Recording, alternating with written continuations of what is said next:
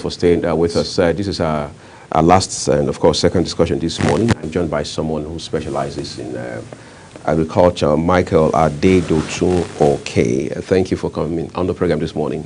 Thank you. Been a while you and I talked about agriculture here, but again, a lot has happened since then. But I want us to start from, you remember that state of emergency that was declared by the president. What has been happening from your end, from what you can see? Yeah, thank you very much, our viewers. Well, the president and the nation is trying their best to be able to focus on development of the agricultural sector, which is a huge gap in respect of the problems that militate against it. I think in instance, the government have tried by all means to call the stakeholders together to brainstorm on the way forward, which that's another areas which is very commendable. They are able to iron some discussion on irrigation practices in respect to some states, whereby they want to bring those who are into agriculture, irrigation, farming, so that they're able to look at how they're going to popularize the farming aspect of irrigation. Then when we talk about the government, we also have the state aspect also. You don't just focus on the federal government. I know of some states that are thriving very well, like Oyo State.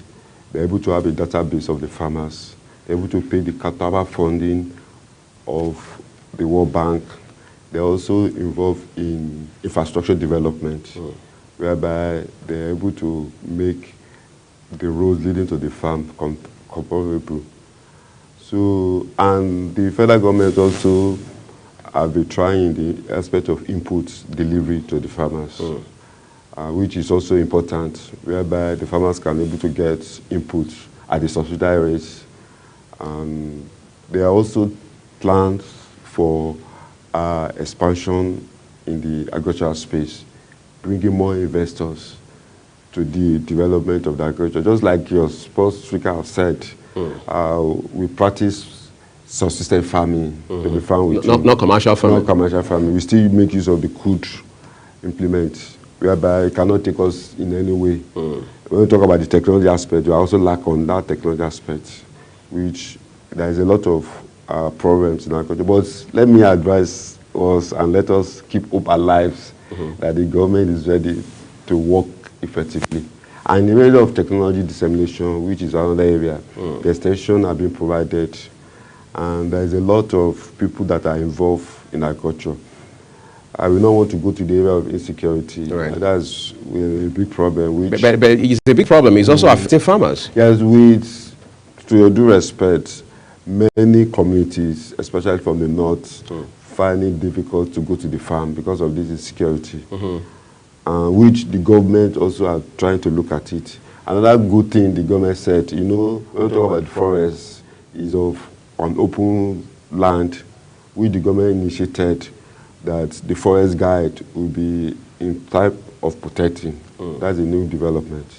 Great. So we should not lose hope in this present administration. Yeah, they have a lot. Because I was also aware that they declared the state of emergency in full.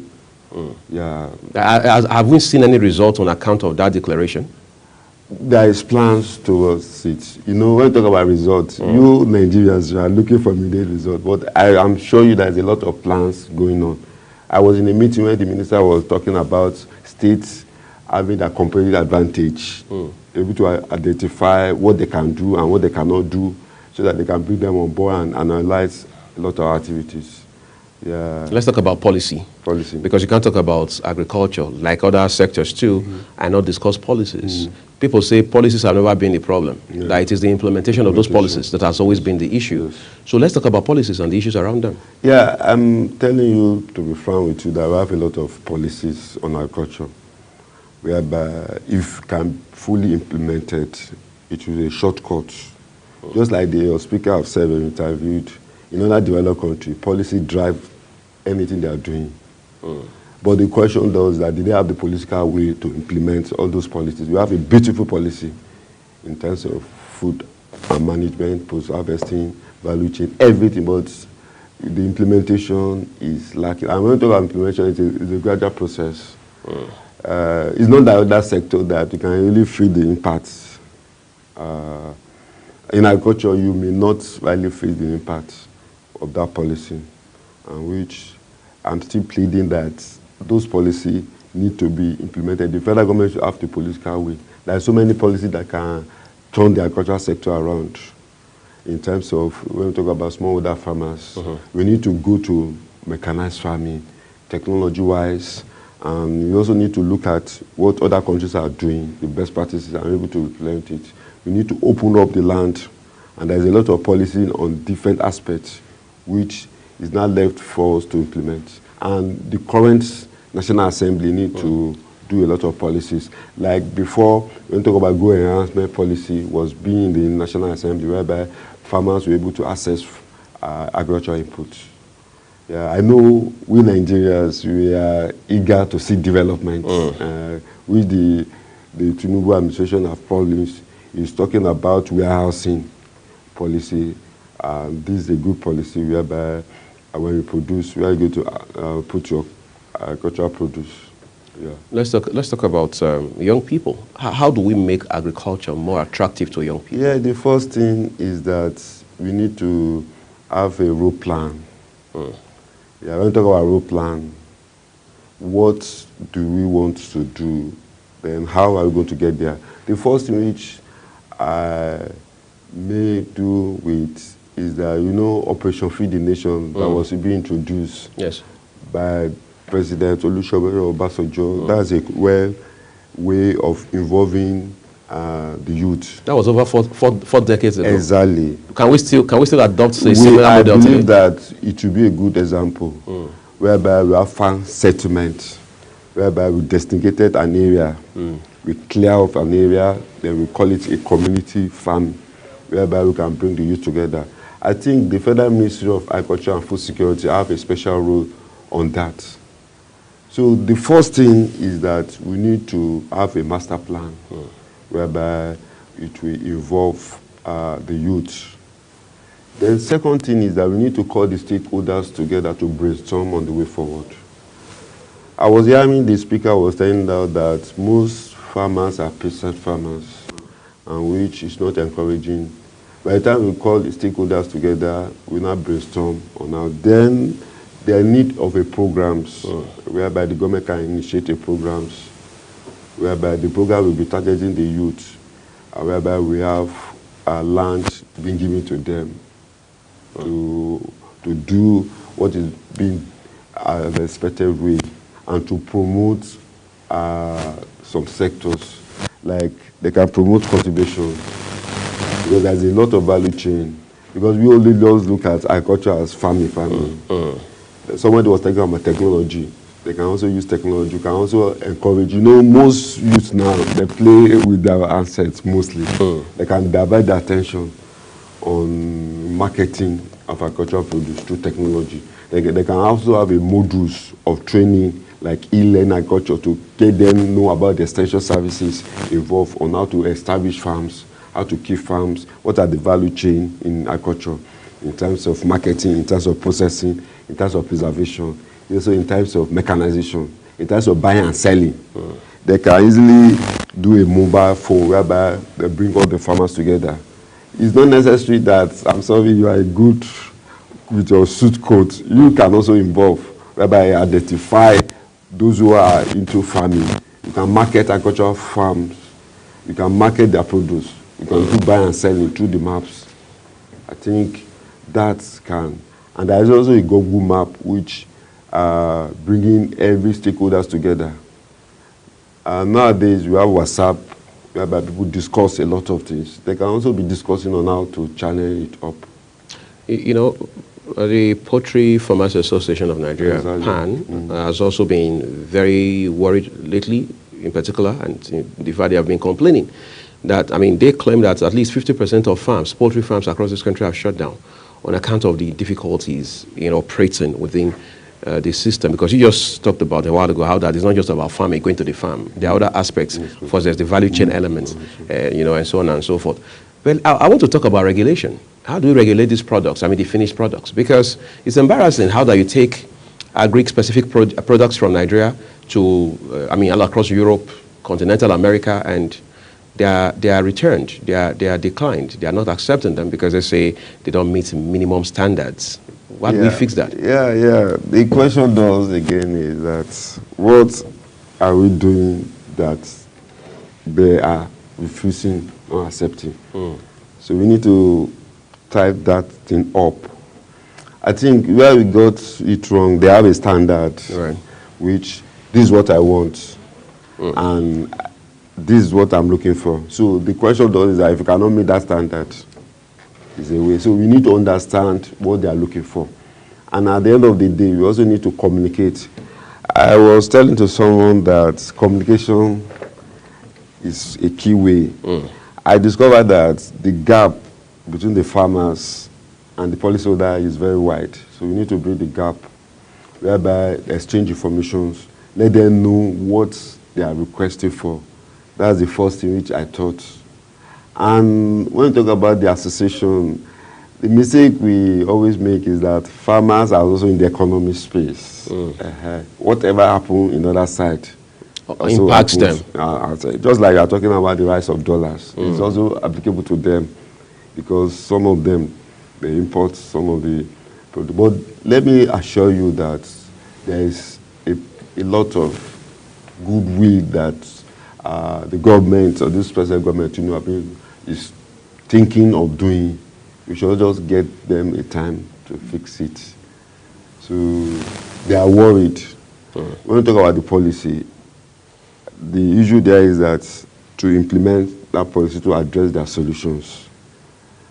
Another thing which the problem again is the infrastructures. Access roads. Access roads. How do you get the produce from the farm to the market? And the time value. And that is why another accomplishment the Oyo State government tries to pave a road from the farm gates to the farmer, so that when that does that, it will reduce the duration and to make the products to be well accepted. Another thing which farmers are not doing again, which is worrisome, is adding value to the product. The value to the product also enhance. It's not necessary that we expose raw. We can process and add value. Cocoa, for example. Exactly. Cocoa have a lot of things that we can get from that. And I think another green area the government has to look at is how to manufacture the technology that is needed. Not just exposing the agricultural produce raw. We need to add value and look at what needs to be done, why are they rejecting it, and what steps need to be taken. Another thing again is that we need to look at the transportation aspect also. I think that is another area in the airport. Are they having a designated area? Are they having a refrigerator? Many things that will enhance when you now send the products to them so that it will not spoil. Let's look at a different, a very important element. We've been talking about government the whole time.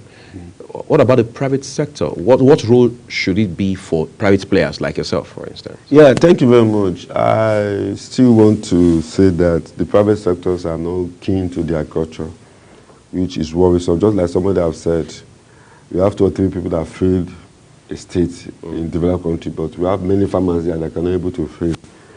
So first thing which the private sector need to come in is for a financing aspect. Like, I may not have the money, I can walk to a bank.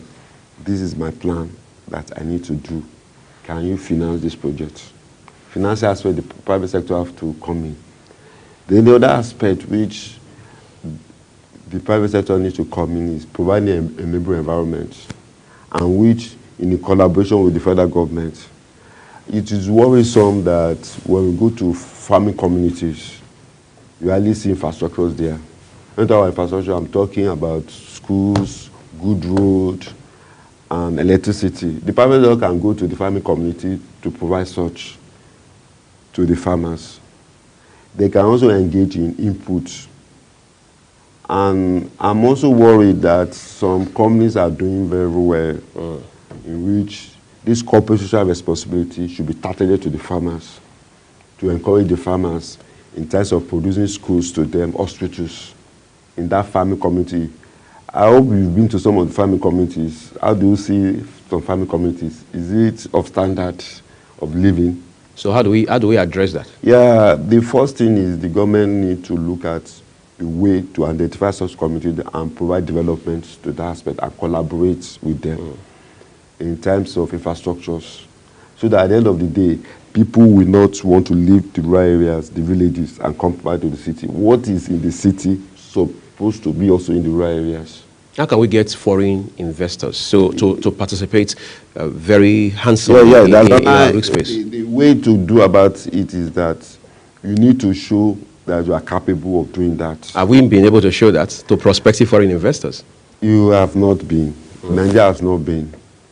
Why? Is because of the insecurity aspect in the security and in these farming communities. Right.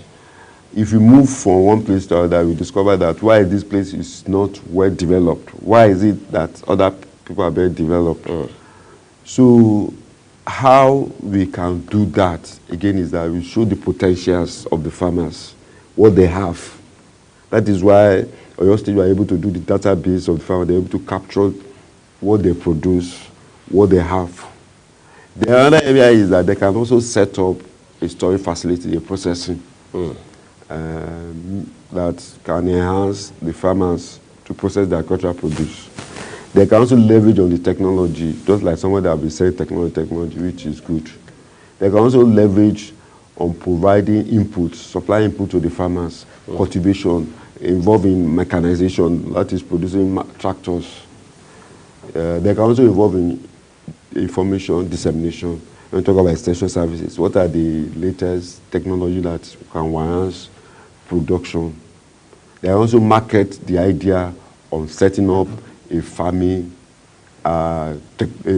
community, which will enhance the farmer. The farmer will be happy if people come in to meet their needs.